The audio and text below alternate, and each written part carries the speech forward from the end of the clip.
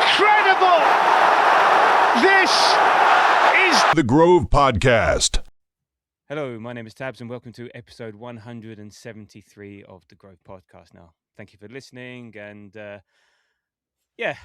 doing well this evening as well. We're recording the evening after last night's 0-0 draw with Sporting and look, the fact that you're listening, we do really appreciate it and a big thank you and welcome to all the new pod subscribers after the last episode.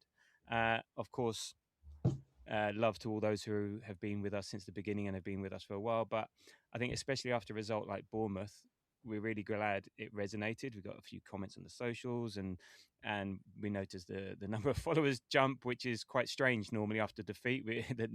Normally it's the opposite that happens and stuff like that. So welcome aboard.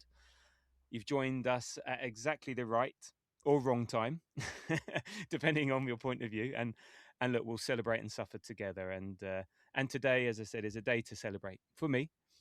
After last night's 0-0 draw at home to Sporting in the quarter-final second leg of the Champions League, Arsenal are through to the semi-finals of the Champions League and where we will face Atletico Madrid for a place in the final. Now, before we get on... Here it comes, Andy. Before we get on with anything else, I do have a few words to say, but and then I'll introduce who's joining me today because and I think it needs to be said and set a few things straight because some of the reaction to last night, a 0-0 draw at home in the Champions League where we got through to the semi-finals, is absolutely ridiculous. And I'm not here to gaslight anyone. I know the football isn't great. We all know that. And I know people are anxious. The performances aren't filling anyone with much hope. We're all feeling a bit underwhelmed, and I get it. But the negativity is just getting so toxic. It's sucking the joy out of something that should mean something. Because let's get one thing absolutely clear. Arsenal Football Club are in the semi-finals of the Champions League. And somehow, for some people, that is still not good enough. And I'm sorry, but some people will never be happy ever. And look, if you can't find joy in reaching the Champions League semi-final, a place where City aren't, Liverpool aren't, Real Madrid aren't, Barcelona aren't, Chelsea aren't, Tottenham aren't, Newcastle aren't, all those Premier League clubs that were there, then I don't know what to say. Because honestly, if your first instinct after reaching a semi-final is to moan about how we got there or say, what's the point? We won't win it anyway. Then you're choosing to be miserable as far as I'm concerned. You're deliberately putting yourself in the position to say, I told you so. And yeah, and look, and that's your right. You feel how you want, but let's be real. If your expectations are set at a level where anything short of perfection is treated like a failure, you're going to be disappointed every single week, every single season. There's only so many clubs that can win stuff, and the uncomfortable truth is that, getting to the semi-final of the Champions League is rare. Now, maybe it shouldn't be for a club like Arsenal, but it is. And we've just qualified back-to-back for the first time in our club's history. And if you can't enjoy those rare moments, then what's the point of any of it?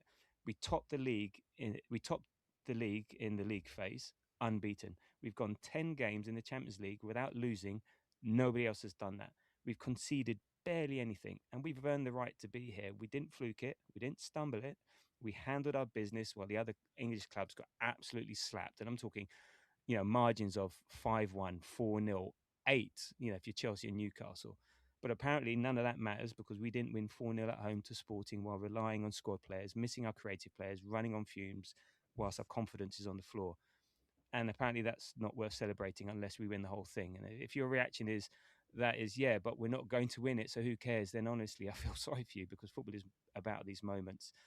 Granted, I know it wasn't most exciting, but still, when you get a moment like this, your first instinct is to sneer at it. That's not standards. That's not ambition. That's just being miserable for the sake of it. And this idea that big clubs don't celebrate semi-finals, that's bullshit. Come on. Of course they do. They don't treat it like it's worthless. They may just have been there more often. And let's be honest, it's easier for some clubs like PSG, like Bayern Munich, like Real Madrid or whoever, even though they didn't get there, to get to it compared to English clubs. And the worst part of this, and this is what I hate, and this is what I was talking about before we had the show, that negativity spreads. It becomes the atmosphere, it becomes the default, and it becomes the lens through which everything is viewed. And anything else that isn't negative gets labeled as delusional. No, it's not delusional if you want to enjoy the moment. It's not delusional to say we're in a semi-final. Let's see what happens. when the time comes for recriminations, for analysts, for criticism, I'll be right there, but not now. So I'm not putting lipstick on a pig. I'm not pretending everything is perfect, but I'm also not going to let people hand wave a Champions League semi-final like it's meaningless. Criticize the performance, absolutely, but don't dismiss the achievement. Don't act like it's nothing, because it's not nothing. I'll say it again: we're in the Champions League semi-final. That's a big deal. 3 games away from lifting the trophy, and if you can't enjoy that even a little bit, I don't know what to say. So yeah, sorry. There you go, Andy. That's what rant meant. And thank you for indulging me. I did feel I had to get that off my chest, just for my own sanity. You know, and I've mentioned a few times. Joining me today is Andy. How are you? How are you feeling about our qualification for the Champions League semi-finals? Felt like you were talking directly to me there. No, I'm only joking. I'm good.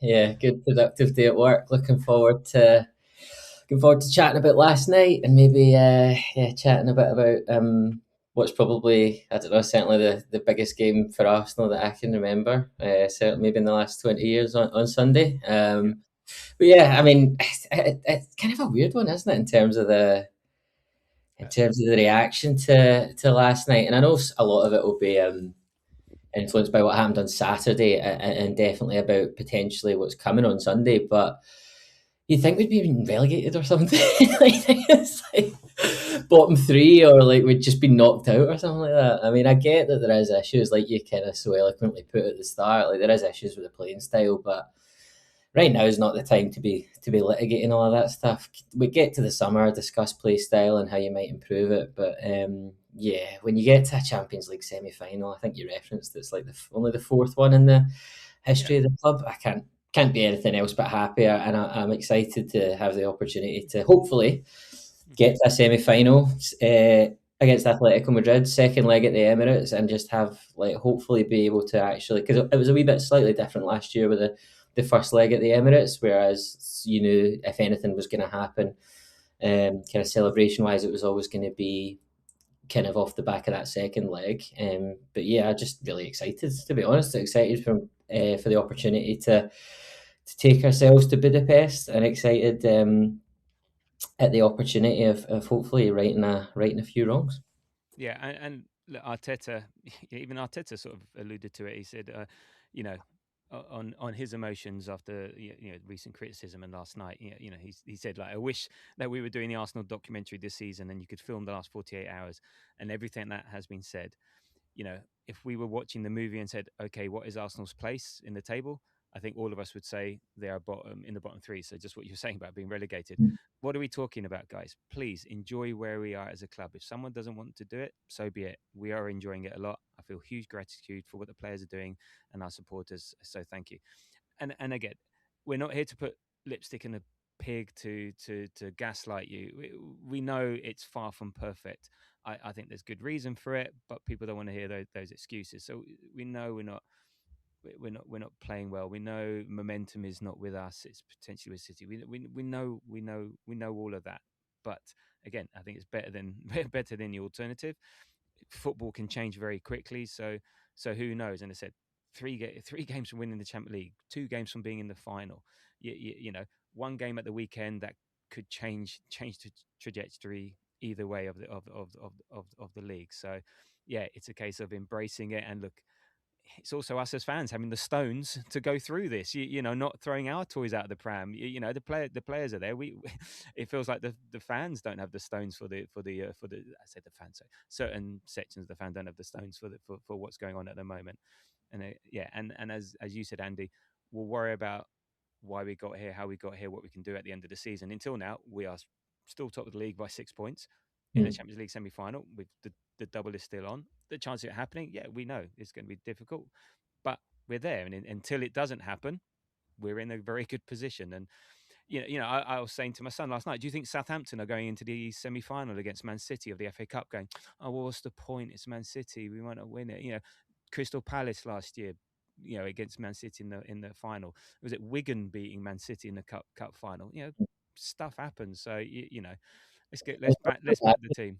It's also the irony of like if like the players or the manager were to either have that attitude or kind of signal that sort of message, and it would be like, oh my god, like what?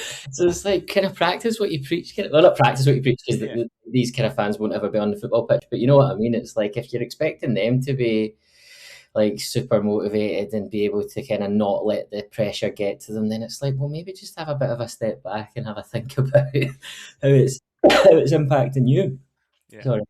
But just on that, because it was just when you were saying about the Amazon documentary thing, I was like, I don't know, personally, I love, when you get the ref cams and stuff like that, I love that. And I absolutely love the Amazon documentary. I think it's because it's like a window into these, and I know it's highly edited and the club's It's all managed. It's all managed, and yeah, there's still a window into like top level sport and top level football. And it's good from that perspective, but it also acts as like a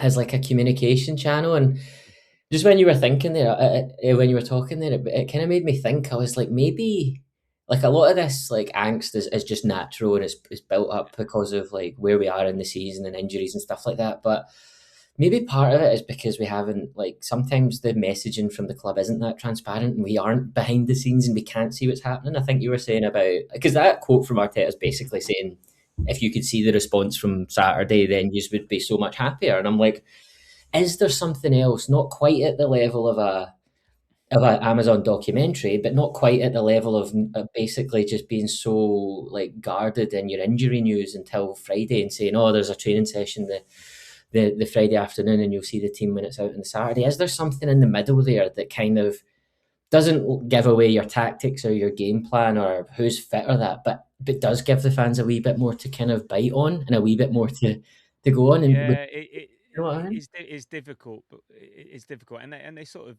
do, but even like in the press conferences, you don't want to give Pep, if Saka's going to play on Sunday, for instance. Yeah. Why would you tell Pep on Friday? But Stuff like that. But yes, maybe there needs to be more, and I think they're trying to find that balance. But it's such a tricky balance. It doesn't. It's obviously. I'm not saying, and that's kind of what I'm saying. I mean, obviously, if Saka, fingers crossed, toes crossed, everything crossed that he's fit for Sunday, but you obviously wouldn't let that go. But there's something else that you might be able to, like. I don't know. My head immediately went to, we've got City on Sunday.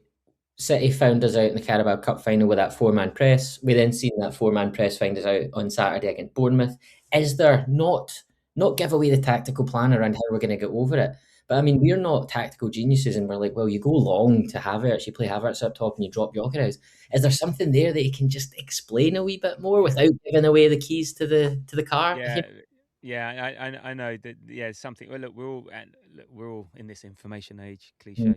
We all want something. We all just. It's that hope. If everything was going fine, we wouldn't be worried. It's because, how are they going to fix this? What are they going to do to resolve it? But it's because of where we are in the season. That's why there's a bit more of a clamour for. I want clarity, because at the moment we're not just steamrolling everyone and then we're not winning. So I don't really care, because look what happens. So it's a hard one. I don't think there is an answer. It's all, anything that they do would be retrospective rather than proactive. I think the journalists, some good journalists, try and eke out some information, and Arteta's often very, very guarded in his response. Doesn't want to give too much away. And look, we know they're all working hard. No one says that they aren't. And again, they're in a no-win situation, because also, like, there's been discussions around, oh, for God's sake, talked about I'm on fire, he's on fire. Well, where was the fire last night? Bring your dinner. But if he says, no, we're all actually miserable as shit and we're bricking it and we're going to get fucked, he's like, well, oh, great, where's the confidence? Why, damned if you do, damned if you don't. And even then, he even sort of made a comment, like, because Gyökeres, when he missed the chance against Bournemouth, so he said the ground was too dry or something like that, and Arteta said, well, I've learned not to say anything after matches, because people just take it. So I think it's an impossible situation. So I think they take the conservative route because they have to protect the club, and at the end of the day, the most important, talking again cliche, is on the pitch, and if they get the results, no one's worrying about this stuff. So there we go. But there you go. So last night, Arsenal 0, Sporting Club de Portugal 0, and let's kick off with the lineups. So we had Raya in goal, and then we had a change at left back and right back. So Mascherano, Saliba, Gabriel, then Hincapié back. Then it was Rice, Subamendi, Eze in the midfield, and Madueke, Martinelli, Gyökeres. So, yeah, what did you make of that lineup? What did you think of it? Yeah, I think when we were on last week, we were kind of thinking about lineups, and it's always through the prism and through the lens of Sunday. So I was buzzing to see Declan Rice back in the back in the starting lineup because he didn't drop out, but there was that kind of news earlier in the week about an illness. So the fact that he could make it into the lineup last night was incredibly positive to see. Good for Eze to get minutes from the start as well. But yeah, I wasn't necessarily too surprised about anything. I was again with that view to Sunday, happy to see Kai Havertz on the bench because I don't see a way we get a positive result on Sunday without Kai Havertz starting and playing most of the game, to be honest. So yeah, I was happy that he managed to get a bit of a rest. Although I know he came on with like 35 minutes to go, but I think it's just good to be able to sit him down from the start in preparation for Sunday. In terms of kind of standout players, I think not Gyökeres, sorry, definitely not Gyökeres. I thought Hincapié played really, really well. I messaged you kind of like 5 minutes into the game, and I was like, "Whoa, where's this guy been?" Like, it felt like he had two really good spells in the game. Like the first 20 minutes, he was really, really good, and then the last 20 minutes, he was really, really good. Like really intense. There was a challenge kind of, I think probably 10, 15 minutes to go where he's just like so into the right winger who was quite tricky. And yeah, so I was really pleased with his performance because he was back for Saturday but didn't get back on the pitch, but it's almost like he hadn't kind of missed a beat from when he left pre the international break. So yeah, I know he had a bit of a tough game against City in the Carabao Cup, but I think having him, well, fingers crossed Calafiore's back as well, but having him there just gives you that extra little bit of insurance and not having to play MLS away at the Etihad, because I don't think anyone's nerves would, would survive that, to be honest. But yeah, what about yourself? How do you feel about it? Well, yeah, I was pleased Maschero's back in. I think because I like him. You know, I've admitted on here I've got some priors with Ben White, but I think 3 games in a row, fourth game. I think maybe you're right. I think he's got City in mind, so it's interesting and it's interesting. You know, Ben White didn't get any minutes on the pitch. So does that mean that we have to keep him fresh for Sunday, and we'll get to Sunday. You know, Mm. what does that mean for Timber? You know, something like that. But yeah, I was pleased to see Mosquera start because I wanted to, and then Hincapié, it just means okay, at least our second choice left back is his fit. And you're right, he was he was my man of the match yesterday. Even like in the last minute of the game, he was charging up the field. I was like, oh, please don't do a hamstring, bloody hell! You know, he's you know he brings in energy, and he's one of these ones. He you know, and I don't mean this about, but you know, he may not be the most talented sort of thing, but you can see he's 100% effort Mm. all the time, and really, really, really into it. I think the Carabao Cup final, I think the stupid yellow card restricted him, and he wasn't able to play his normal game. You have to be able to deal with that, but I think it restricted him. But yeah, really pleased to see him. It is concerning because we were saying in the build up to this, well, he's hopefully Saka on the bench, Odegaard on the bench, Calafiori on the bench. Maybe they can come on for 20 minutes, sort of thing. Mm. Nowhere to be seen. And we heard that Saka's nursing an Achilles injury, which is slightly better than has a full on Achilles injury. You know, Yeah. Odegaard, we know his knee. Again, he's minutes away, but you know how many minutes? You know, is that 90 minutes, 108 minutes, whatever, 360? You know, Calafiori again. He's all and Timber just again Timber. Yeah, he's like since before the Carabao Cup final, he's sort of like it was something. He's there, then he's not there, and it's Mm. slightly concerning. The biggest thing for me, and I think we talked about it for the Bournemouth game. You know, Madueke, Gyökeres, and Nelly up front just doesn't work now. And I understand why we had to play those three because again, City in mind. What else are we going to play? But this is like the third time, and it just it's you know it just doesn't work as a threesome up front, and then we're almost playing with 10 men, you know, with Gyökeres at centre forward at the moment, and in certain games, but Yeah. it's not a front three that's designed to hold up the ball or do anything with the ball. Maybe okay down the flanks they can be a bit of a threat, but it's limited, and Gyökeres, is offering very little. Yeah, I know. I think, see that front 3 point. I think there's kind of. I mean, we probably don't need. I know it's obviously a podcast, so you do need to discuss things. But I'm always like, is there any point in discussing that? Because I feel like we've already talked about the issues, and like you said, we didn't really have any other options. But I think, like, holding that thought, but then also what we were saying like 10 minutes ago about the result. Like, there's so much, like, to me anyway, like cognitive dissonance going on around the two things, because it's like I get that people are stressed and I get people are worried, but I have heard so many people now slate that front three as not being good enough. Like, it kind of kicked off with that Nottingham Forest result. So they're kind of like, on one hand, recognising that the front three isn't good enough, but then in the same breath being angry at last night being 0-0 and the fact that we didn't win 5-0. And it just doesn't make sense. And like, I totally agree. Like, the front three isn't, I don't think it's Arsenal standard. Like, I've been fairly clear in my opinions of Martinelli for about 3 or 4 seasons now. Like, even when it was unpopular back in like 23, 24, I was like, I don't think this is the guy. I think I even said something like, he's a quality of player that will get you to the top 4, but he's not going to take you to the big things.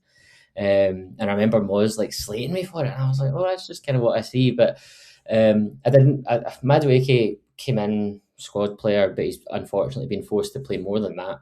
And I certainly, I mean, I think we've talked about Gyökeres a lot, and I never thought he was good enough. Like, I always would have preferred a couple of other options before him. But I'm also like at that point, like, well, you can't then expect us to go and wipe the floor with Sporting Lisbon when we've got that front three up. But it's just like, well, maybe you expect maybe something a bit better. No, and I think as individuals they could do better. You know. Maybe Madueke just doesn't run the ball out of play all the time. No, I can't look back at what he did yesterday, but that sense. So he seems to be a threat without then offering much threat. He can be exciting and fast, but again, it's that end product. So I think you're right. As a unit, they don't work, and as in terms of what we were trying to achieve, it doesn't work. So no, I think I see it. I don't like it, so I can understand what's happening. But I also think they could also play a bit better, execute better, do more. Like, you got someone like Gyökeres who, can he trap a Saka cement type scenario? He can't hold the ball. We went from the stage at the beginning of the year, or players don't trust him, to trusting him, to now players aren't passing to him and he's wanting the ball. It happened against Bournemouth. Players aren't passing to him. So it's in essence, you're playing with 10 men. It's weird for someone with the build that he has. He's got such poor lower body strength to hold up. He's got the upper body strength and he can bully people through running through the ball, but you give him the ball and trying to shield the ball, which is all lower leg stuff. Nothing there. Nothing there. And he I don't know. He's got this thing where referees will not give him a free kick when he's kicked off the ball and all the rest of it. So he's not compensating for that. So it's more a case of, look, it doesn't work, but we don't have much choice. No, me personally, I know what I'm looking at and I know what to expect, but I would maybe say sometimes as individuals, just do better. I'm not expecting them to run riot with things, and we are, like as you said, we are relying on our squad players to be our to carry the load at this most important time of the season. So again, as we said, what do we expect? But people think that's excuses and stuff like that, and I think there's a balance between that, but also I think as individuals they could perform better, even if they're not the most coherent group. So I think the thing, I don't know, the thing with Gyökeres, it's like, it's like, I totally get what you're saying about the touch and like even his hold up play, but it's like, I think it's just because, I don't know, like he seems to always be arriving at every single challenge or duel tired, like, because he's been running around and he's been like all over the place, and like I don't think he's actually, like, he's not running more than he should be doing. He's doing the running he should be doing, but he's just not fit. Like, it's not that he is as fit as he can be. He's just not as fit as we need him to be, if you know what I mean. And it's like, it's just like, I don't know. I kind of like almost have stopped just like, I thought he played really well on Saturday, but I've just got to the point with him where I've kind of stopped because I just don't think he is good enough. Like, I think, like, we can't get Gyökeres into the game because we can't get high enough to high enough up the pitch, that we can't get high enough up the pitch because he can't hold us up. And it's like, well, at some point, like, you just can't then play him. Do you know what I mean? Unless it's like a sub role. And I know, like, you have said in the past about him being brought in to kind of share minutes with Kai Havertz, but I just don't see him as even an option. Like, for next season, I keep him around, but I don't think I see him as an option to start. He's like a kind of bring him on, 20 minutes to go if you need a goal kind of thing, and you play him up with someone, not as the focal point. Because I think we've seen enough, to be honest. I'd seen enough by December. I was like, this guy is like, Yeah. touch is gone. Like, I don't know if he's ever had one, to be honest. But at that point, I was like, it's not a confidence thing, because you've seen the way he rattled in the penalty on Saturday. He doesn't suffer confidence. I just don't think his technical level's good enough, and that's why I think even sharing minutes with Kai Havertz for me now is off the table. He can share minutes in the sense of like come on in the last 20, but I don't think it's sharing starts. Yeah, and I think that was the plan. And look, he's a squad player. He's a useful squad player, but he's not. He wasn't. I don't think he was signed as to be the primary one. We just got injured. I think the one thing, his greatest ability is his availability. So, and at this moment of the season, given the way everyone's going down, that's really important. And he's our top goal scorer. But yes, again, that's trying to pull the wool over someone's eyes and gaslight them. But no, we can all see it. But we, again, like a lot of where we are at the moment with certain things, is that we don't have much choice. So he's the man, and as I said, we're not slating him, and we're not moaning at him or else. We can see his limitations and the impact that has on the rest of the team, and it's a knock-on effect. So it feels like, yes, sometimes we're playing with 10 men. Yes, there's no connectivity with Madueke and Martinelli, but we know that for a fact. And this comes to a point. A lot of there's discussions as well about, oh, I can't believe this is the way Arteta wants to play. No, this is not what Arteta bloody wants. Right? No, he's just doing the best he can with the tools he has. That's it. This is not his idea. This is not his idea. There's a balance between what you said in the other pod, but the 3-4 months between, was it 24, 23? I'm crap with dates, but and the control, and there's a balance between there. So there's something there, not this. What we did last night is not what he wants, but he's really happy because he goes, you know what, I've got a pile of shit, and I'm sort of, I'm an alchemist here, or whatever. I'm turning it into lead. So but that's it. And but that's not what he wants. He wants gold for sure. But it's what it is. But so look, onto the format. Did you have any particular highlights and lowlights from last night's game? Highlights. I think Zubimendi's performance. I was really. I don't know what the kind of reaction was to the first 5 or 10 minutes from Zubimendi in the stadium last night, but he put a pass out after like 7 or 8 minutes, and he done the same on Saturday, and I was like, oh God, no, not again. But from there, he kind of like really grew into it. Maybe if the boy we've just been talking about had a thought to use his left foot, he could have even walked away with an assist in that first half. But yeah, I think in terms of highlights, it's him, because I think he's had an incredibly rough couple of weeks. I think, like, I know we discussed it last week, but those videos of like him being consoled in the middle of the pitch, it's just like on the human level, 60,000 people in the stadium and so many more watching at home. It's tough. So when I could see him last night almost responding to that, like in real time, like he had his difficult 10 minutes and he could have went the other way. He could have went, but he then started carrying it through midfield. I don't know whether it's like kind of one of those bias things that it's like, because you're wanting to see it and then it happens, you then put more like emphasis on it, and maybe it would have happened anyway. And 3 weeks ago, you wouldn't have noticed it. But I don't know. I just felt a lot more positive around his game. He certainly was a lot more energetic and a lot more active. Like, he seemed to be up and down quite a lot, which didn't seem to be the case on Saturday. And I know that could be instruction, that could be game state or whatever, but he seemed to have a lot of that kind of bounce back, which was good. And certainly green shoots of recovery as we go into Sunday, because I think if we were going to play better, he needs to play better. And I know it kind of goes both ways. If we are playing better, he will play better. But I think he, at that position, as one of the kind of two two pivots, two deep eights, two sixes, whatever you want to call it. Like he needs to play well. He needs to have the confidence to be able to pass through the lines. And yeah, like I said, I seen some green shoots of recovery there last night, and it was good for him to get the man of the match as well, because it's kind of that like external validation, that external recognition of a good performance, and hopefully he takes that into Sunday. Yeah, and what was really nice to see when he was getting the man of the match, all the play, even Madueke hobbled quickly to go Yeah. and see him get it.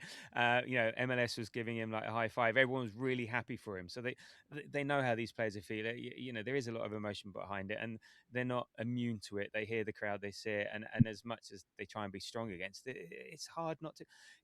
And one, I think someone made a good point yesterday. I can't remember what it was. They're like, well, how do you think they're going to play when you fucking moan at them for anytime they do something wrong? It's like, oh, there's the groan sort of thing. Yeah. And again, it's instinctive. And well, I try not to, but other people are more vociferous than I am and stuff.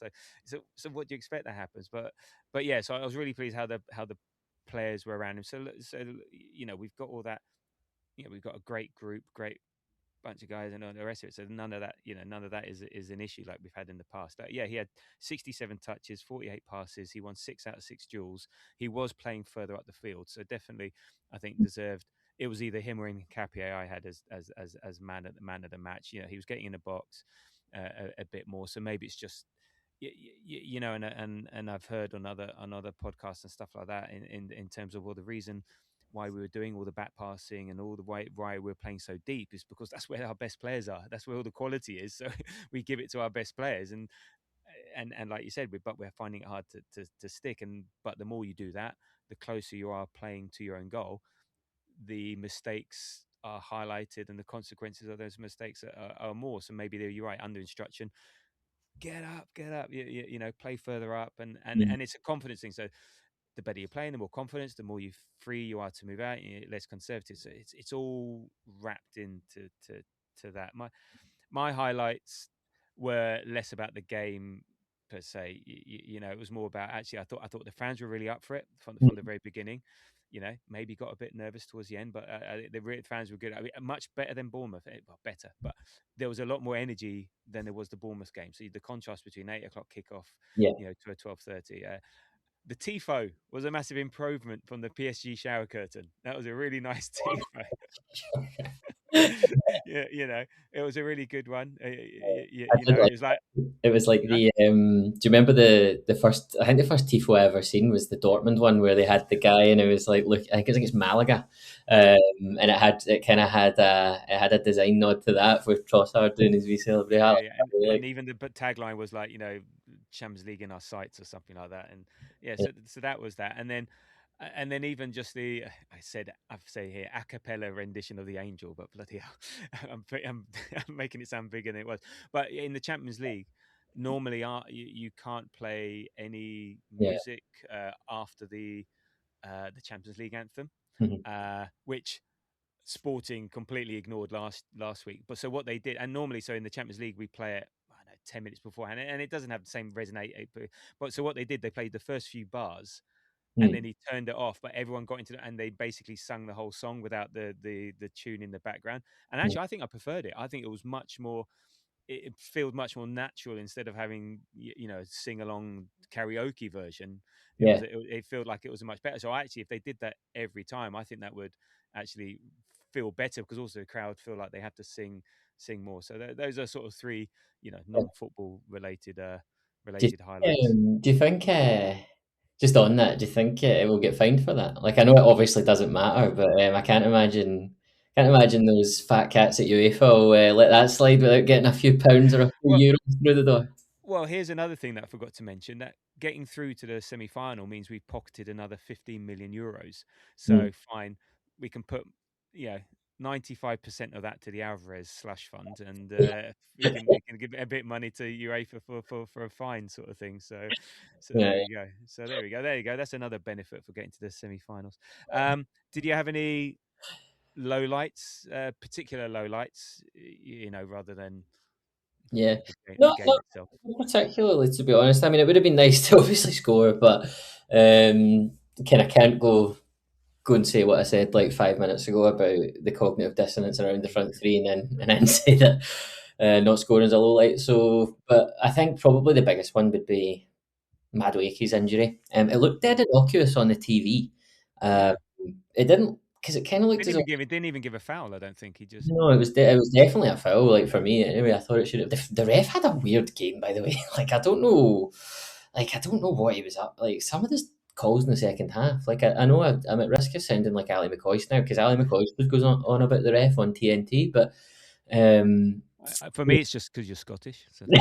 because he actually lives next to he lives in the same place as where I grew up. But and what was I going to say? Complaining about the referee or something like that. I thought, yeah. So it looked. For me, it should have been a foul, but it almost like it didn't look as if there was that much. But I guess it's one of those innocuous ones, isn't it? And so I'm sorry. Well, maybe he's still got the knee injury, and so he's playing through something, so it's just aggravated that knee injury, and then running to celebrate with with Zubimendi, he's like, oh, he's maybe done it again. Let's hope not. Well, because he was walking around the pitch at the end. So was it the same knee as the England game? Was it? I believe so. Well. I'm trying to work out. I hope so, but then don't hope so. I don't know, because then he's got 2 weak knees rather than just 1 weak knee. So look, we'll see, because he was amazing, and he came back for the Southampton game after England. So who knows? Maybe again, maybe it crystallizes something for the weekend, and we'll get to that. But we'll see. So. I didn't particularly have a low light. Again, it was just the Madueke injury, so fingers crossed for that. So look, in terms of the match stats. God, these are great. Possession was 50-50. Expected goals, 0.64 for Arsenal, 0.29 for Sporting. We had 15 shots to their 8, 1 shot on target. I think our 1 shot on target was a dribble header from Zubimendi. They had one shot on target. 2 big chances for us, 1 for them. We obviously missed both ours. We missed them. And I think this is the shots on target XG just tells the tale of the game. And actually, 0.93 is the lowest combined XG in any UEFA Champions League game this season. I think that tells the tale really of the game. So, leading up into the game, like how were you feeling? Were you confident about the game? And then what were your thoughts, a bit more in detail, or how did you feel how the game panned out and the result? I think I wasn't ever, to be honest, like I'll usually get my read on a game about how I feel about it the kind of morning of, like, when you wake up, and I'm dreading Sunday morning, to be honest. But like I didn't almost I was in the office and I didn't really pay too much attention to it. I guess maybe if Havertz hadn't have put that one in at the end of the first leg, it'd have been a bit more nerves. But I was quite relaxed going into it, and then certainly more relaxed when I seen Declan Rice in the starting lineup, like I said a couple of minutes ago. But in terms of the game, it never really felt like any particular jeopardy. Like it never felt like I was actually quite impressed with Sporting Lisbon over the 2 legs. I thought they were very technical and very tidy on the ball. And I guess maybe you should expect that from a team who's kind of gotten this far, but also like put out Bodo Glimt, who are themselves a kind of technical team, and Bodo put out the likes of Inter. So like it's not as if like there is some kind of relativity there. So I thought we were going to get a bit more of a, like, as the game went on and we didn't score, they're obviously, that's probably their game plan, is to go keep it tight and then play for the second half, the last 30 minutes, and try and get a goal and take it to extra time and make it nervy. But they never really seemed to do that, or we didn't let them. Maybe that's the better thing to say. But it didn't ever feel in jeopardy, which was good. Although I did feel like I was slightly frustrated watching it, because it wasn't like, how do I say that? It's not a frustration that like we weren't kind of all guns blazing, like pass, goals, because like we've talked about, there's reasons for that not happening. But it's just like it felt as if we took a step back towards how we have been in the first 6, 7, 8 months of this season last night, and it felt like we were just that. All we really needed to then take this extra tiny little bit of a step was to score, maybe 1, maybe 2. Because I think we're close to being good. We're never miles away. We weren't miles away on Saturday. It's just like, well, actually, to be fair, ignore that, Tabs. We were miles away on Saturday, but over the like past few weeks, it's felt like we're not ourselves, but we're also probably not miles away from being ourselves again. And it felt like last night we got back to a bit of what we're good at. And I guess the frustration then came because it's just like you just want us to take that next step to get back to like to what we were and to remind them, like to remind like the media, well not the media, but to remind themselves, to remind us. And I guess this kind of came through in Arteta's comments actually after it, but to like just remind themselves of how good we actually are. Like we're in an unreal position, semi-finals of a Champions League and 6 points ahead, albeit City have a game in hand. We're in an unreal position. And it's just like it felt as if like a tiny little bit more, and it would have just further validated that feeling as if I'm at risk of over one game. No, I think what you're trying to say is like we wanted to say a bit of a sort of like, hey, let's see if we can get a bit of a creative spark going.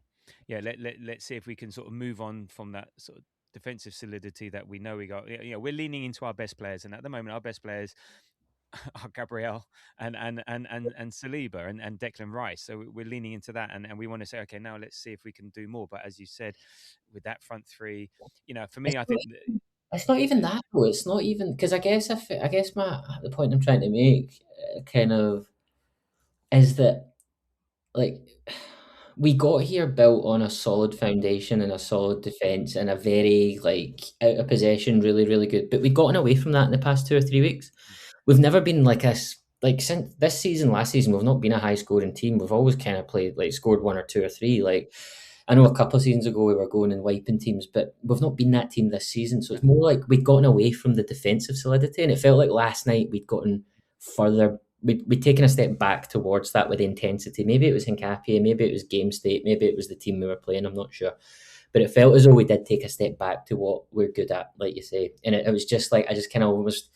I just had that sense of frustration. I was like, right, I can see this. I can see it can kind of coming back, and I just wanted that little bit more, that one goal just to be like, do you know what? And we won it 1-0. Yeah, and yeah, I mean, yeah, it would have been nice. Look, we get one goal and the game is over, the tie is over. Yeah, and as like you said, Havertz's goal, the importance of that goal did, I think, set the sort of scene or set the sort of how we're going to face this. It was very much like the Chelsea semi-final. We're going into that with a one goal. With a one goal lead, and they did try to Liam Risseneur, in terms of keep it tight. And look, that's what you got to do, because if they're letting in a goal early, they're out of it. So exactly, they want to stay in it. But actually what happened is for that last 20 15 minutes, I've got the momentum here. It's all Arsenal. And it's not like we sat back and kept possession of the ball and invited pressure. No, we were actually had momentum and pressure in their half. So actually we kept them miles away from our goal, bar obviously one or two situations. So I think we controlled that really well. And I think, like, as I said, I think we're leaning into our better play, and then hoping, we're trying, and Eze was trying, and he's having a few shots and all the rest of it, and I think we're trying to do stuff, but I think maybe it's like one step back to take two steps forward. Again, with City in mind, let's make sure we're defensively solid, we give nothing away, out of position, off the ball. We bring back those disciplines that we've sort of moved away from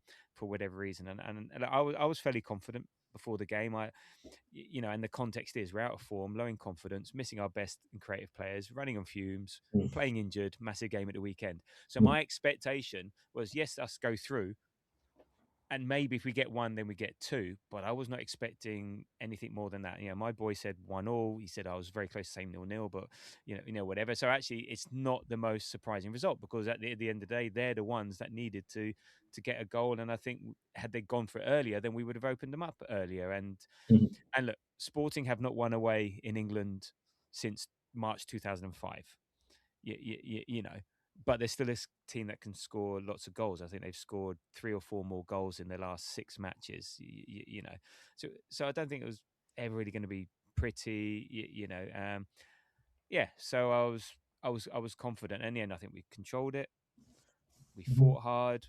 but it was a job done performance and better than recent. Not brilliant. The bar is set quite low. We're still struggling to create open play goals, but I think there was green shoots, shall we said, and what I found really interesting is that, as I say, we didn't sit on the lead. It felt at times we were the team chasing the game.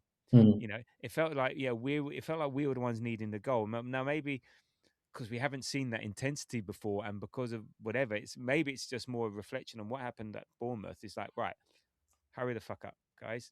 Be a bit Mm. more intent. Be quicker. Do more. Stop passing it back to Raya. Be more intense. Be quicker. And even that fed through right to the last Yeah. 5 minutes when Raya's rolling. Raya normally get the ball, roll around on the floor, kill the game, but he's bowling it out to, I don't know who it was, to try Trossard, and I think it was. uh, Trossard. Trossard. Yeah, Trossard in the last. We in the last minute we were on a corner. No, protocol normally says sit in the corner. No, we'll take it in there. So it was really weird, and maybe this is trying to create that mentality for future games. But it did feel, I don't know if it felt to you like that, but it did feel like there was definitely a lot more intent to do things quicker and so on. I just maybe think that's fine up until the 85th minute, 80th minute, but you don't necessarily have to do it, when because actually then they came out and had a shot. Okay, it was no real danger, but yeah, so it just felt a bit. It just felt sometimes, yeah, we were the ones chasing a game, but maybe that's the framing, not the quite framing. It was more like we had the intent to try and score a goal. Yeah, exactly, and it's yeah, you're trying not to over-index that kind of second half, but it doesn't take too much like mental gymnastics to kind of maybe put Arteta's quotes, that Declan Rice interview that came after the game, which you probably maybe you've seen it on social media. You obviously wouldn't have seen it right after the game, but and then the kind of intent that we've seen in the second half together to be like, well, maybe they did have a massive like kind of come to Jesus moment after that Saturday game, and like we had been talking about resets for weeks, but we don't know that they happened. They needed to happen from our perspective, but we don't. They might have thought they were all right. Not the results, but the way they were playing. But maybe that reset moment happened on Sunday morning or Saturday night, whatever. And they were like, well, like you said, we need to stop wasting time over throw-ins. We need to stop playing for corners. We need to be the elite football team that we are. Like, yes, we're elite at the back, but especially more so when you've got Eze and Odegaard and Saka back in the pit. And for me, Havertz to a certain extent, we've got elite players up top as well. Not last night, but let's play into that a bit more and stop. I think on the last podcast you said something about like, oh, they seem more afraid at what they can lose rather than Yeah, positive about what they can win. And yeah. maybe last night, again, might be over indexing it, but maybe last night was a step towards that, being positive about what you can win and not scared about what you might lose. And yeah, it felt like I find Champions League games a bit more chilled, and stuff like. There wasn't that intensity there. I think there was a bit of nervousness, a bit of excitement, whatever. But it was definitely, compared to Bournemouth, a lot more of a, let's say, a relaxed atmosphere, because maybe everyone so wants the league. That's where you're so invested. Mm. Champions League, it's a cup competition. It's hard to get that invested because in leagues the randomness fairly evens itself out. But in cups, anything can happen, and but both ways. And I think there's maybe I think that also helped in terms of just the atmosphere around. There was a bit of the but that's normal in football and all the rest of it. But it just feels maybe the players see it as something different. So as they say, something different. It gives them a bit of a freedom there. Being 1-0 up, at the end of the day, it's sporting. So come on, there is there. So I think there's multiple things there, and like always, you read into whatever the result is, and you work backwards from that, and then you'll justify what your opinion is. So who knows? And there's a truth somewhere in there. Yeah, maybe it's just because Sporting are who they are, and they're limited, so therefore Zubimendi will play better. Rather than him being all of a sudden brilliant. And again, truth is somewhere in between there. But then also, why isn't Gyökeres? I was sure Gyökeres was going to get a goal against his old club, and that was narrative. He got easily handled. I think with the one with the Gyökeres, not to rehash it all, but what was interesting was, one, he got taken off in 55 minutes, so quite early, and the difference Havertz made in terms of being able to hold the ball up, being able to have a target man there. It was only for a few minutes, because then I don't know, maybe then we changed, Trossard and Jesus coming on, but that was also something different. So yeah, look, it was a getting the job done result. It was third gearish. I think if we really needed to up the ante a bit, we weren't really in any jeopardy. And in terms of the game, yeah, I think we started well, fast start, all the rest of it.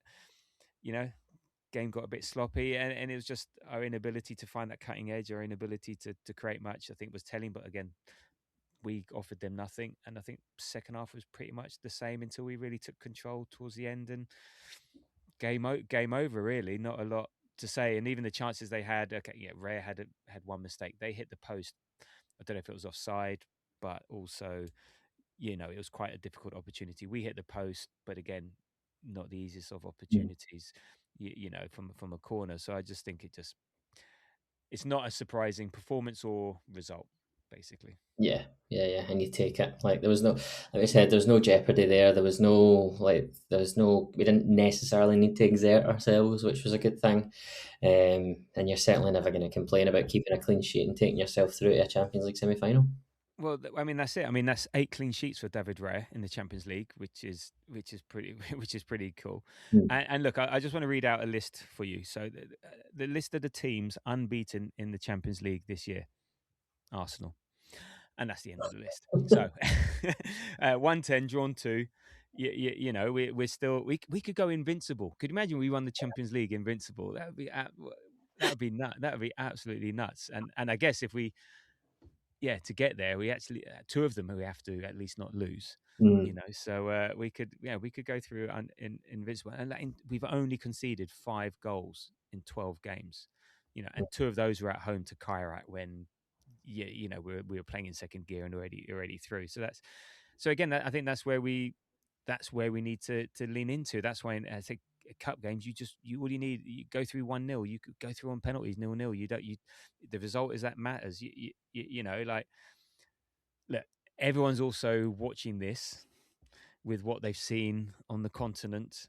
In terms of Barcelona, Atleti, and Real Madrid versus Bayern Munich. Where's the control? Where's the defensive solidity? That's what I would say.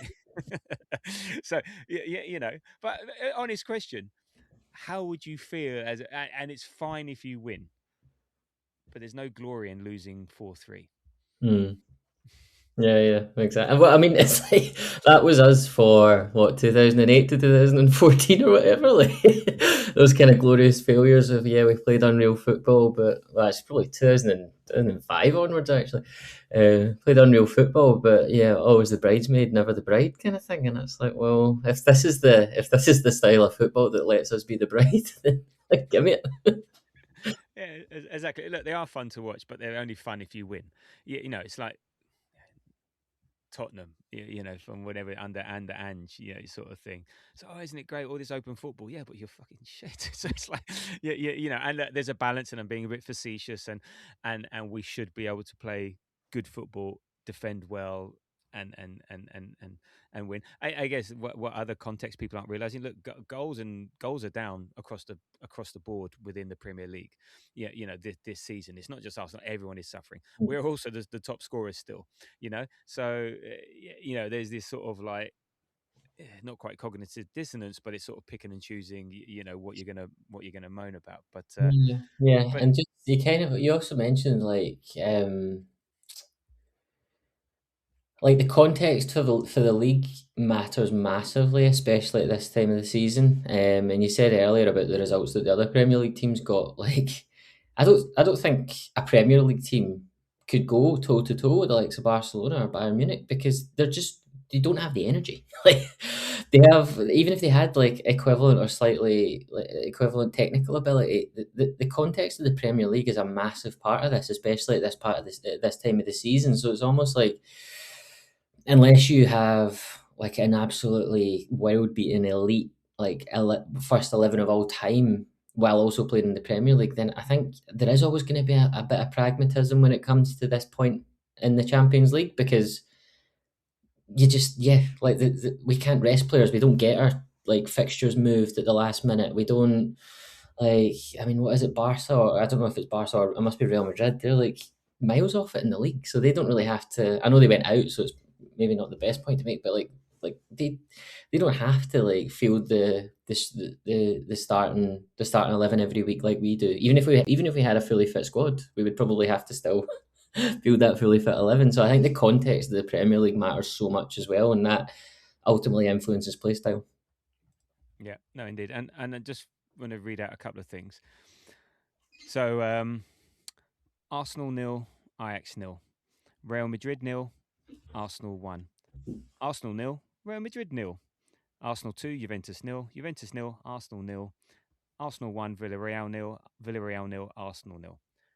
That was how we got to our first Champions League final. Not even averaging a goal a game. That was the the Invincibles getting through to the Champions League final. No, okay. They've got enough credit in the bank, whatever. But it just goes to show, even that team with Henry, with Bergkamp, with Perez, with Lundberg, with Lehmann, with Campbell, with Torre, with all those players, they're getting through 1-0, 0-0, 0-0, 1-0, 2-0. You know, it happens. You know, it's just get through. Who cares? You know. But as a, because I know people who say, yeah, but yeah, but still, there we go. So look, and look, Arteta on the semi-final. We're not perfect. No shit. We want to improve in every area, but we have 2 magical nights to play against Atletico, and we're certainly going to prepare well for that. We'll take things from October's meeting and games they have played recently, but we're going to have to go to Madrid, be ourselves, and compete in the manner we have, and then we'll have a big chance to win. So, any views on? We'll obviously do proper previews, but any thoughts on facing up against Simeone's Atletico Madrid and after what they did to Barca? Not particularly, no. Like I take some confidence from that result in October, whenever it was. But I mean, last season we beat PSG in the group phase and didn't make it past them in the semis, so don't want to over-index that. But yeah, no, I didn't. I did watch their game on Tuesday night, and they looked good, but they don't look infallible. I mean, Tottenham beat them in London. So yeah, I'm not necessarily. I'm not scared by anything I've seen. Like I think if you keep Alvarez quiet, you go a long way to stopping them scoring, because Griezmann's a great player, but he's more of a link player, and he's like, I think he's moving on at the end of the season anyway, isn't he? But yeah, going to America, Portland, I think. Yeah, so like he's not like he's kind of at the twilight of his career, so I'm not necessarily worried. Like in the same way that when we played them previously, I can't was it they had like Diogo Costa, and they had these strike, like when we played them in the Europa League. I mean, and they had a much younger Griezmann. I'm not necessarily that. I mean, I'm putting my foot in it potentially, but I'm not overly concerned at the moment. Ask me that question at the end of April when when the games are coming up, and I'll certainly be nervous. But I think on balance, I would have taken Atletico Madrid over Barcelona, because Barcelona just have that. They can turn up, and the games are back at the new camp, and there's a magic associated with that. So I think on balance, I'm happy it's Atletico. Yeah, against Barca, they're scoring the 3. We're not scoring the 4. So at the moment, who knows? Yeah, I'm not going to be down on a team, but you know what I mean. Okay, so look, just before we get to your 3-word reviews, just a quick reminder, quick favor, quick ask. If you're enjoying the podcast, and even if you're not, a nice little 5-star rating on the podcast apps on Spotify, Apple. Really appreciate. As I said, thank you to all the new listeners. Thank you to all those who already listen. You can find us at The Grove AFC on Spotify and Apple on YouTube. And it really does help spread the word, and we really appreciate it. And as I pointed out at the beginning, I do notice. So thank you very much for doing that. Tell your friends and spread the word. So, talking of words, 3-word reviews, just to get a sense of how everyone's feeling after the game in 3 words, no more, no less. So let's go to Blue Sky. We had Rusty, survive and advance. Yep. DM 3737. Now do Sunday. We'll get to it, but I would take that all day long. If you give me that now, I'm taking it. And Mr. C, the Guna, result matters most. Correct. Okay, on to threads. We've got my favourite one, always with a pun, DJ Bukat, an unaroused semi. So very good, very good. Okay, we've got Wreck It, Rido, so boringly efficient. Yeah, Sam 13 draws, job done. Next, 1959 Arsenal marching on together, and Astrid Felicialium create new history. We did create new history last night. First time we've ever gone back. Is it first time we've gone back to back semis? Yes, it is. Okay. Dubs for Sam is still not inspired. And if we go to the Grove, WhatsApp group chat, Alex Monroe, well, that happened. Kasiva, I miss Marino. We all do. Sasha got it done. Okay. Interestingly, we got so many more for Bournemouth, but there we go. Right. So thank you for those, and watch out for the ones after City. We've talked about other results, so there we go. And look, I think before we move on, it would be remiss of me not to mention this. There was some very sad news today with the news that former Arsenal goalkeeper, Austrian Alex Manninger, aged 48, passed away after a terrible car accident. The Austrian played a massive role in our 98 double winning season. When at the age of 20, he stepped in for David Seaman for a run of 13 games across 3 competitions between January and March, keeping 6 consecutive clean sheets in the league. Apparently that's a joint club record. And yeah, he'll be remembered for that. I remember him, baby-faced, blonde-haired Alex Manninger. I remember him during that season very, very fondly. So it's really sad news for the Arsenal community, and our thoughts are, of course, with Alex's family and friends at this difficult time. So yeah, sad indeed.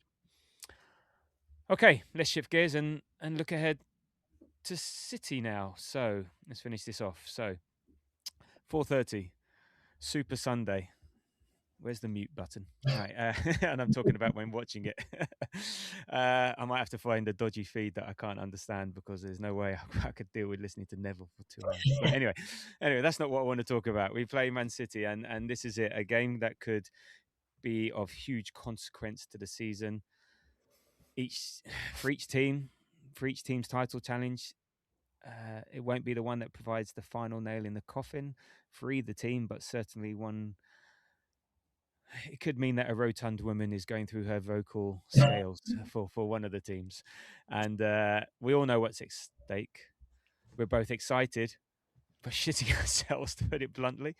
It's a chance to go 9 points clear, 6 points clear with 5 games to go, or it could be a chance for City to cancel out the goal difference, get 3 points behind with a game in hand. And look, both teams are at various different states at the moment, especially compared to earlier this season. City are full of confidence, doing the chasing, being there, done that, scoring for fun. I think I heard the other day, they 10-0 over Chelsea, Arsenal, and Liverpool over the last 3 games, or something silly like that. Limited injuries, and then there's Arsenal, the complete opposite. So, but it's a single game. Funny things can happen in single games. I'm sure the players believe 100% that they can get a result at the Etihad, even if the fans are less confident. So, what are you looking forward to and not looking forward to as far as this game concerned? Okay, enough said. Move on. Yeah. Looking forward to nothing. Nothing until the 90th minute, and we know the result. Well, actually, maybe that's. I'm looking forward to seeing the team sheet, because I think if that has got a few positives on it in terms of Mr. B Saka, however unlikely that might be, I'm still holding out some hope that he kind of rises from the proverbial Achilles dead and does us a favour. Yeah, actually, on that, if there was one, I know we will get onto the team, but now it's in my mind, and I'm rubbish at retaining anything. Out of Calafiori, Timber, Odegaard, and Saka, who would you could only have one. Who would you want to be able to start? Is that a rhetorical? Bukayo Saka. Yeah. Okay. He's No, a no. I was just, I'm no, just double checking. I'm borderline timber to no. Saka. Come on, To Tam. Saka. No, no, no, no, no. You'll understand why in a minute. But Right, you there we sits at the back, are you? No, yeah, Bukayo Saka will do. He's a best player, and he gets his like we've talked about. Gyökeres not being able to hold the ball up. That'll be improved by having Havertz in, hopefully, from the start. But there's no better player at getting us up the pitch and keeping us up the pitch than Bukayo Saka. And by God, we will need to do that on Sunday. So yeah, looking forward to hopefully a shock on the old team sheet. But apart from that, absolutely nothing. In terms of not looking forward to. I think I'll know after 10 minutes because I think we'll get a very early read on how the mentality is for the game. Or not the mentality, but yeah, this how we're approaching it. Because I think we need to, for me personally, I think we need to have our eyes on that kind of 30th minute and getting there with a positive scoreline. We absolutely, I just we cannot go there and concede an early goal because then City will have us exactly where they want us, and the crowd will get up, and then that's where we could shrink. And the longer it stays 0-0, I don't know, even better if we got an early goal, the more nervy and the more desperate they'll become, and that's where we want them because ultimately we are 6 points ahead. They need to win. A draw suits us. It's not it's still close for comfort, but I still think they'll drop points along this. I think we'll drop points. I think they'll drop points. A draw suits us more than it suits them, so ultimately they need to go for it. And the longer we can take them into deep water at 0-0, or even ideally a more positive result, the better it is for us. Because this Man City team, although they are like you said, they seem to be on a roll and they've been playing really well and their confidence is high. They certainly aren't the mentality monsters that they were over the past kind of 4 or 5 seasons. They don't have Kevin De Bruyne. Kevin De Bruyne was always one of those players who would just turn up and do something out of nowhere, and they would get a goal, and then they would go and win 2 or 3-0. But he often, it might be biased because he's one of my favourite players, but like he would always be that kind of game breaker for them at this point of the season, and they don't have him. And I don't think, as good as Cherky is, he isn't that player. So the longer we can take them into that deep water and build the nerves in the stadium, because I think they will be there. But to add to that, I don't think we can get there by just sitting and banking up. Because I think if we sit there and do that, they'll eventually get through. And I guess, yeah, just thinking back to Carabao Cup final, well, actually, both games this season, I think we were the better team in the first game, and they came and kind of got that early goal. Well, not early, but they got the goal and then kind of parked the bus for the rest of it. And in the Carabao Cup final, I think we were on balance the better team in the first half, and that was without our starting goalkeeper. It was without Eze. It was without Odegaard, and it was without basically Bukayo Saka because he then withdrew from the England squad, and I'm basically convinced that he wasn't fit because it did not look like the Bukayo Saka that we are used to. Yes, his numbers have been down this season for goals and assists, but I think he's still actually been okay. But he was absolutely ranked rotten in the Carabao Cup final, and I can only put that down to a fitness thing. And that meant not having Eze, not having Odegaard meant we had Havertz in midfield, and obviously we won't relitigate that, but it just never works. So going into Sunday, we have an opportunity to, at the very, very least, we'll have Raya back in goals and we'll have Eze. And we'll probably have Kai up top, which just ultimately and from the start puts us in a better position than we were going into that Carabao Cup final. So yeah, I don't know. I kind of oscillate between being not confident. I oscillate between being nervous and then thinking of the context and the reality that they need to kind of come at us. And I guess just to finally round that kind of that full kind of point out, the thing that we didn't have in the Carabao Cup was, it's not that we didn't have motivation, but we went into that Carabao Cup final probably overconfident because we hadn't been beaten by Man City in a few years, certainly not in the league. And we were at risk of maybe going in slightly overconfident. I think the fans definitely were, and it wouldn't surprise me if the team were overconfident slightly. And I think almost since then, basically every game and every bit of narrative since then has us back in this position of almost being like the little brother again. Like, you know, how like Arteta's like Pep's disciple and, like they're going to bottle it, blah, blah, blah. And to be honest, see, going into Sunday, our strengths that we have and what we need to get out of the game, I don't think being the underdog or the little brother is actually a bad thing.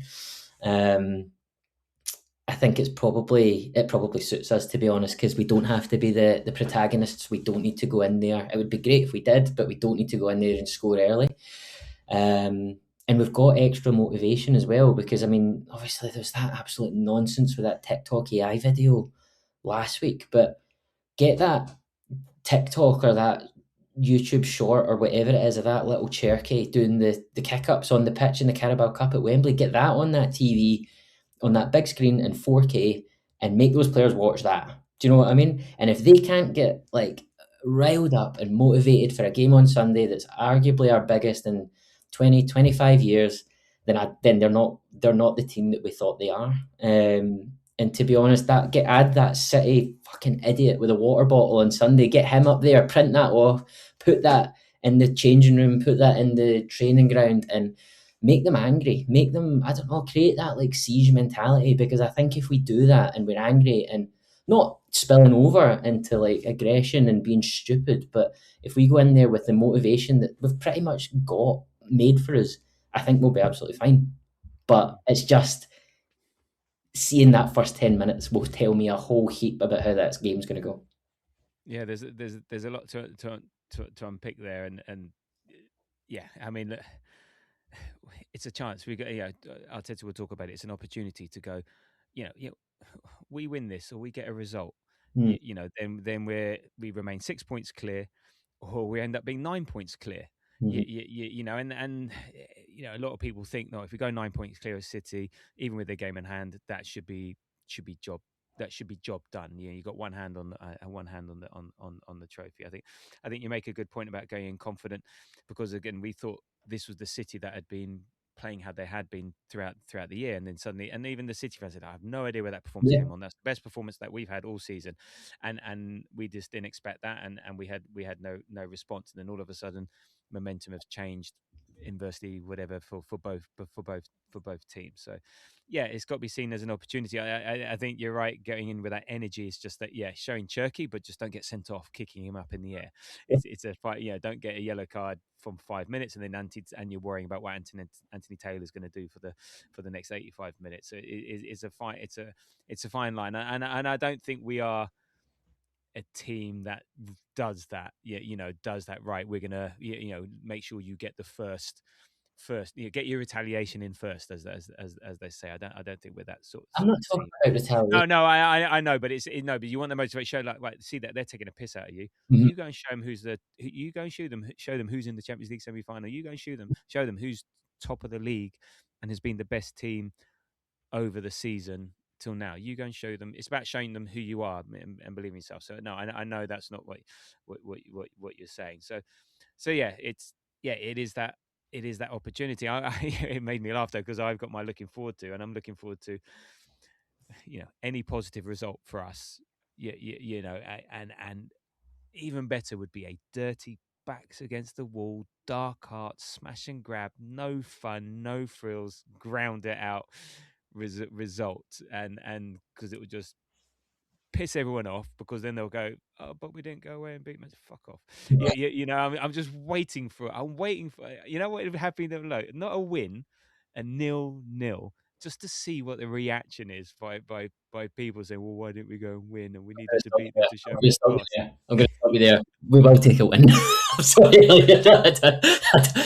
We will take a win. No, you're not saying. No. But of course I'll take a win. But it just there's a slight sick part of me just wants the 0-0 just to see the reaction from people, just because it'll be like that meme of the guy with the blood vein in his head about to burst, because they know they so want to say, oh, we need to show it, but we got a point at City, and that's showing not winning.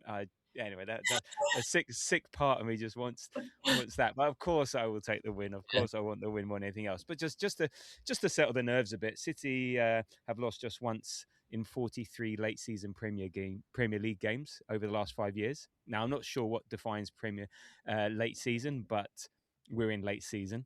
But Arsenal ranked first to away form in the Premier League this season.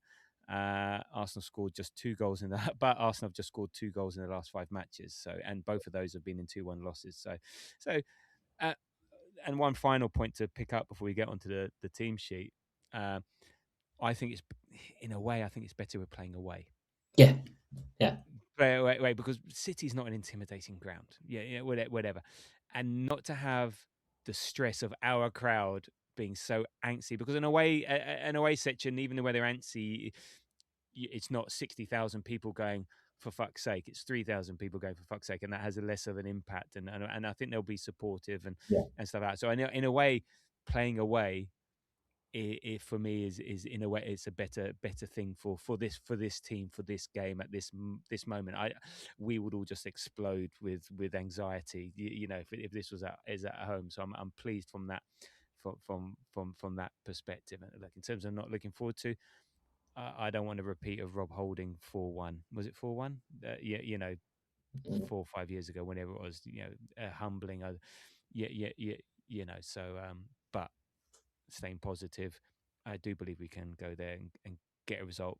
It's a one-off. Treat it as a one-off. It's just a one-off game. This is a one-off game. The rest of the season can take care of itself. Mm-hmm. Go and have a solid game plan.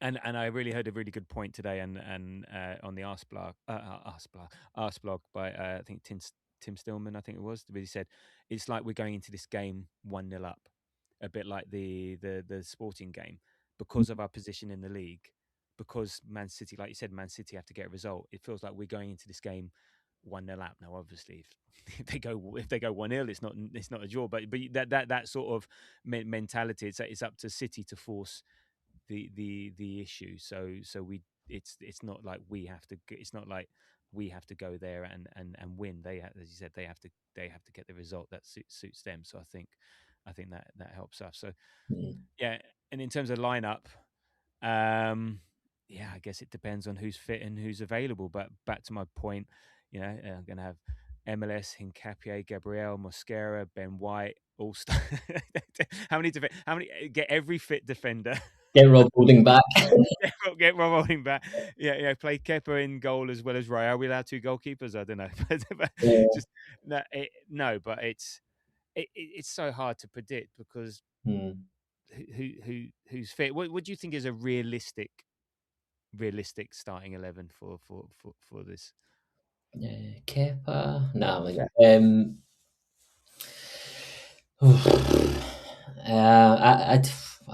I'm going to err on the side of optimism, and I've got this feeling, I don't know where it's coming from, that Bukayo Saka will play. I think he will. I think he will make it back, and I think therefore, to be honest, I was going to say, obviously, Raya. He's going to play 2 games for the rest of the season. This one and the Champions League final. And do you know what? I'll take that. Play Diamond and the rest of them. I think it'll be Raya. I think Saka being back shifts the dial enough that you can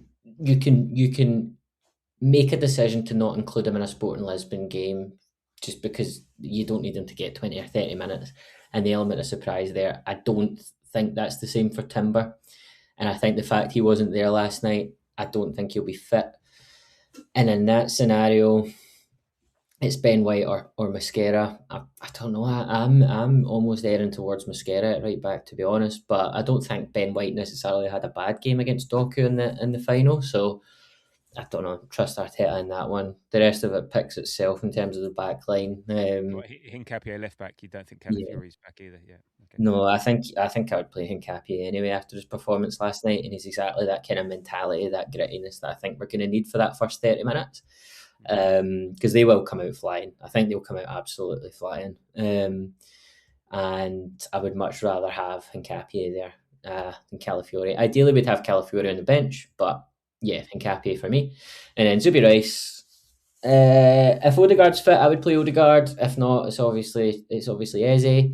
And then Saka, Havertz, and I would go Martinelli. I know he played most of the minutes last night, but I just think in terms of his energy, Trossard hasn't shown me anything in the last few games. Like, he was basically tripping over his own shoelaces on Saturday, and he was all right last night, but he wasn't. They didn't give me anything to suggest that we would play him over Martinelli. And it's not Martinelli for a skill reason; it's Martinelli for his engine. And even last night, actually, you seen it in the first half. He was tracking back and he stopped. Oh, there was that one amazing Yeah, chunk that is incredible.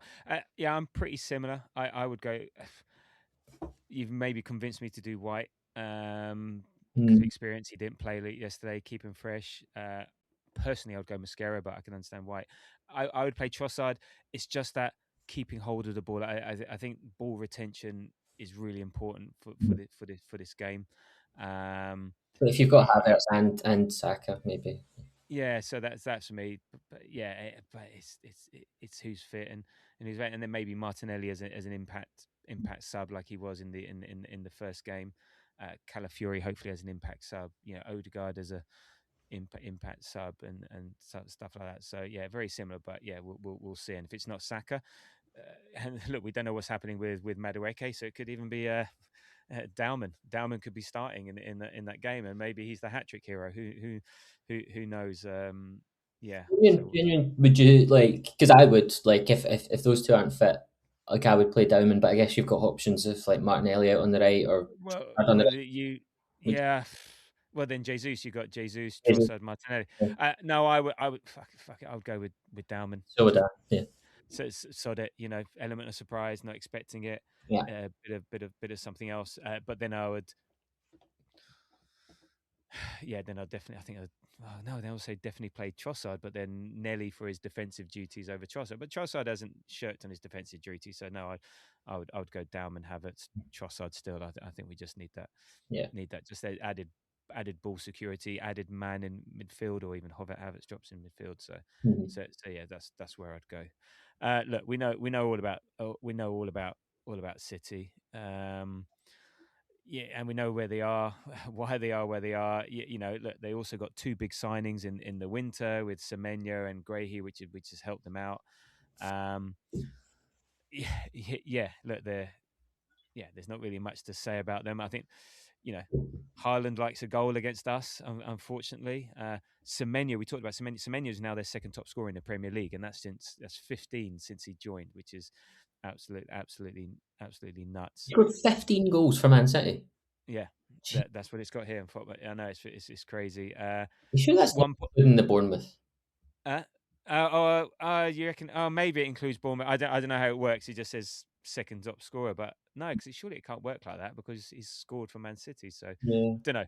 But anyway, he scored a lot of goals. So so I think that's the thing.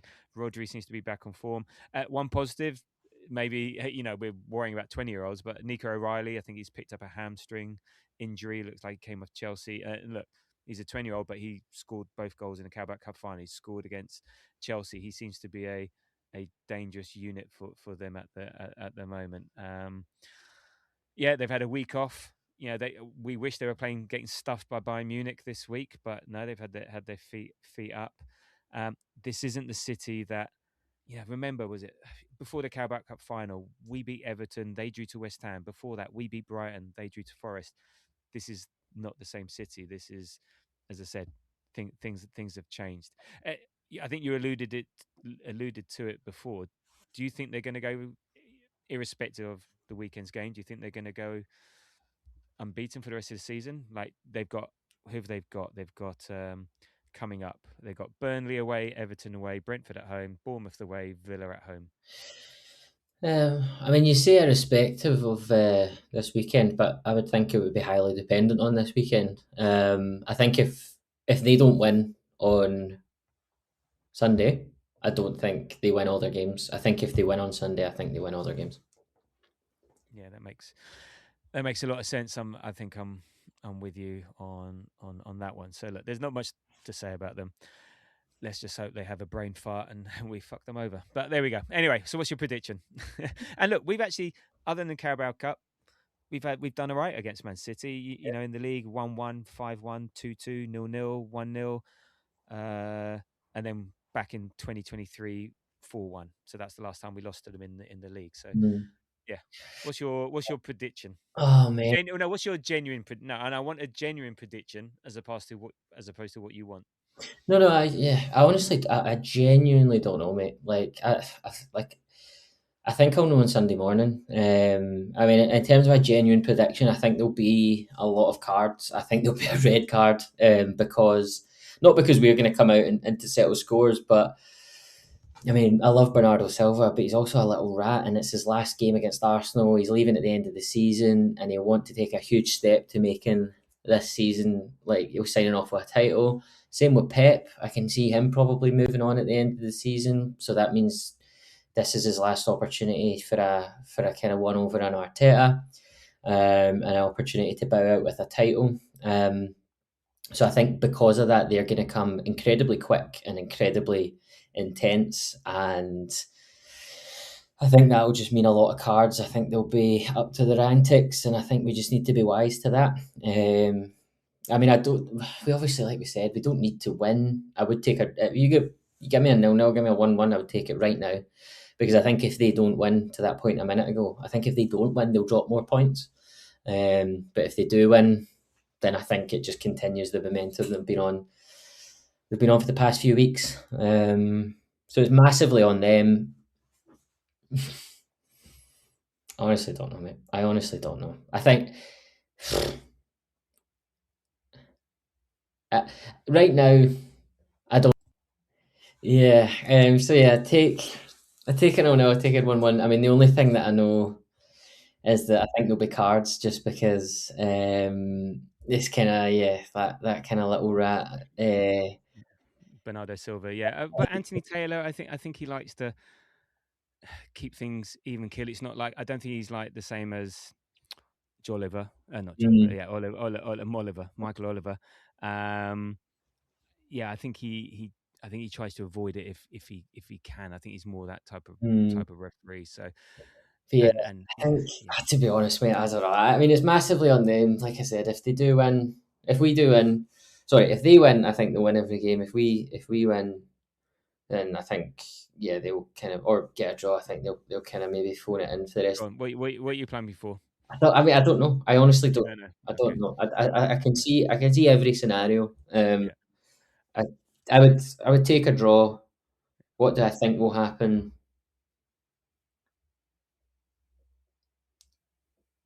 I think no, I don't know. I honestly don't. Okay. All right. Well, I'm going to be honest. I'm like you. I can see all the scenarios. If I could, if it was a different Arsenal team, whatever, you know, I can see potentially a 2-0 loss. That's where I am. And that it's a prediction in terms of, you know, a statistical thing. There, it's not what I want. I hate predicting something like that. And it's the only time I think I predict. I just something about it. But it doesn't mean it's over. And there's still twists and turns, as I said, and all the rest of it. Yeah. I've got a feeling maybe it's just a 1-0, 2-0 will endeavour, and they'll just get something. They just seem to be in the mood at the moment where they'll find that goal. Like we've seen in previous seasons, they just go through the running, just 1-0s, 2-0s, 1-0s, 2-0s. Like Gundogan goes in and scores a couple of goals. This You is know, that team. This isn't that team. no, yeah, I know. Yeah, I know it's not that team, but they seem to be showing it at the moment, and they've got their players fit. They've got the momentum. They don't have to fear. They've been there, done that. Whether they win or not, to be honest, at the end of the day, I don't think it makes a bit of difference. Yes, the players want to, but as a club, of course they always want to win, but it's not the be all and end all. Yeah, it depends. Okay, it very much depends what sort of Arsenal Yeah. does turn up, but even then, we want it so much. It's just on the day, some variance. I hope I hope, I don't care how we get it. I hope we get the result. I don't know if you're asking me now, genuinely, I think we maybe lose 1-0, 2-0. It's not what I want, and I'm not being supportive and not being negative. It's just a sense of just where I think the trajectory of this season's potentially going, and I think we're going to have the most horrible time until May the 30th in Budapest. And we've got to endure that, but we'll see, or 31st or whenever it is in Budapest, but that Saturday in May. But yeah, so yeah, as I said, it's not that I'm not supporting the team. It's just just a sense of where we are. So that's it. So Sorry about that. Yeah, I was feeling positive. I was like, do you know what? I'm like, I mean, I can equally see Yeah, scenario but they get beat. Like, but as I said, we could go and just have an amazing backs against the wall. You know, no one was predicting Cazorla and Coquelin to form an amazing midfield duo, and we go and win. Was it 2-0? You know, stuff like that. Yeah, the jeopardy and what was on the cards at the time, I think, was different. So, don't know, or maybe this is it. Maybe all the narratives get thrown out the window, and in come Arsenal, and we do something completely unexpected.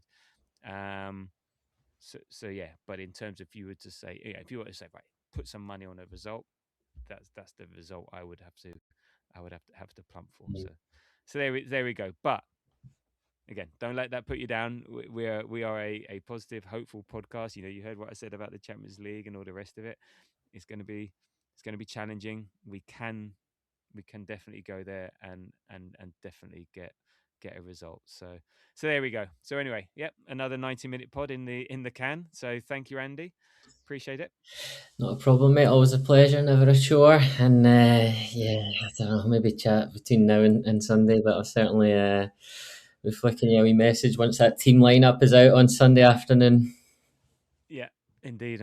I look forward to it. And as I said, you can follow us on Threads, Blue Sky, Insta, TikTok, YouTube, Apple, and Spotify at the Grove. AFC.